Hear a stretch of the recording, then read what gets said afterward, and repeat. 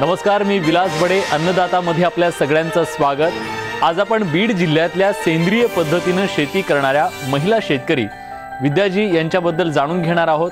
त्यांची यशोगाथा आपल्याला बघायची आहे। तसंच मनमाडच्या शेतकऱ्यांनी पिकवलेल्या हिरव्या मिरचीची यशोगाथाही आपल्याला बघायची आहे।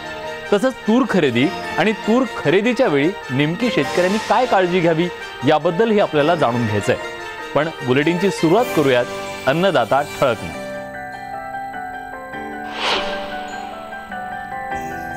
यंदा भारताचं साखर उत्पादन 257 लाख टन इतकं होण्याचा अंदाज हंगाम सुरू होण्यापूर्वी बांधला जात होता। पण यात मोठा बदल झाला असून भारताच्या साखर उत्पादनातला अंदाजे 33% वाढ होत असल्याचं दिसतंय।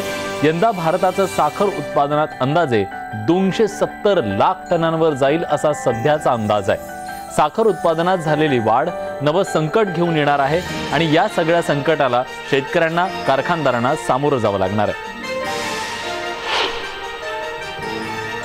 देशातल्या सगळ्यात मोठ्या असलेल्या सहकारी तत्वावरील दूध संघाच्या अर्थात अमूलच्या अध्यक्षपदी भाजपचे नेते रामसिंग परमार यांची निवड झाली आहे। अमूल हा देशातलाच नव्हे तर जगातल्या आघाडीच्या 13 दूध उद्योजकांपैकी एक आहे। श्वेतक्रांतीचे प्रणेते वर्गीस कुरियन यांनी उभारलेल्या या महाकाय संस्थेच्या अध्यक्षांवर अनेक जबाबदाऱ्या असणार, त्यामुळे या जबाबदाऱ्या नवे अध्यक्ष कसे पेलतात हे पाहणं महत्त्वाचं आहे।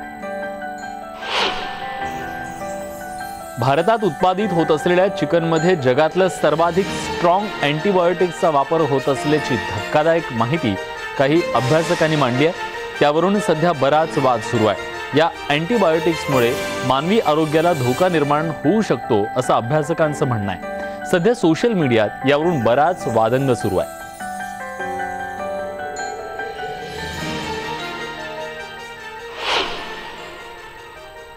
शेती जगतातल्या या सगळ्या महत्त्वाच्या ठळक घडामोडीनंतर आपण बघूयात यशोगाथा।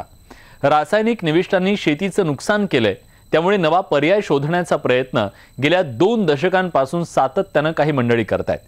बीड जिल्ह्यातल्या डिघोळंबा गावाच्या विद्याताई रुद्राक्ष आणि त्यांचं कुटुंब हेच प्रयत्न करत आहे। सध्या त्यांनी आपल्या शेतात सेंद्रिय पद्धतीनं हळदीचं पीक घेण्यात यश मिळवलंय। या हळदीवर त्या प्रक्रिया करतात। हळदीचा औषधी वापर असल्यानं त्याला चांगली मागणी आहे, भाव सुद्धा चांगला आहे आणि या हळद प्रक्रियेतून लाखोंची उलाढाल त्यांना होतीये। बघूयात त्यांची ही यशोगाथा।